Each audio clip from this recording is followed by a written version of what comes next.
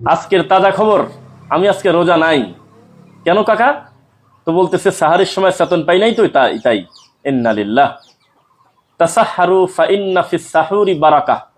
সহিহ বুখারী 1923, সহিহ মুসলিম 1095 হাদিস আছে যে তোমরা সাহারি খাও, সাহারিতে বরকত আছে। আলহামদুলিল্লাহ। ইচ্ছাকৃতভাবে কোনো মুমিন সাহারি ছাড়বে না, কিছু না কিছু খাবে। কিন্তু চেতন পায় নাই বা সাহারি খেতে পারে নাই জন্য ফরজ সিয়াম রাখতে হবে না, এই 2024 সালে আজকের এই দিনে এখনো পর্যন্ত মানুষ এতটাই জাহেল আছে, এত বোকা আছে। ইন্নাল্লাহ। সিয়াম নাই, ফরজ সিয়াম নাই। সে আজকে কথা বলতে, আজকে বলতে বেটা আমি খুব মনটা খারাপ, রোজা নাই আজকে। কেন? চেতন পাই নাই তাই। তো কি বলবেন বলেন? আমরা দাওয়াতটা দেই কাদের কাছে একবার বুঝতে পারলেন? এই যে গালিগালাজ গুলো করেন, মানুষ এখনো কত পরিমাণ অজ্ঞ আছে। ফরজ সিয়াম সে সাহারি খায় না, এই জন্য রাখতে পারতেছে না। সাহারি খাওয়া না, ইচ্ছাকৃত ভাবে ছাড়বেন না, কিছু না কিছু খাবে। যেহেতু আল্লাহ জুলুম করেন না, আল্লাহ সাহারিতে বরকত রেখেছেন, সাহারি এবং ইফতার সময় মতো করবেন, এটা ভালো, এটা করতে হবে।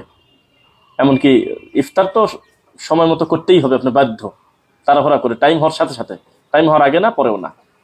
কিন্তু সাহারিতে বরকত আছে, এটা আমরা স্বীকার করি। এটা সহিহ বুখারীর হাদিস, মুহাম্মদ সাল্লাল্লাহু আলাইহি ওয়াসাল্লাম বলেছে, সহিহ মুসলিমের হাদিস। কিন্তু এই সাহারি খেতে পারে না, এই জন্য সিয়াম নাই এই মানুষটা, তাকে আপনি কি বলবেন? তা আমাদের সমাজে সম্ভবত এমন মানুষ আজও পর্যন্ত আছে।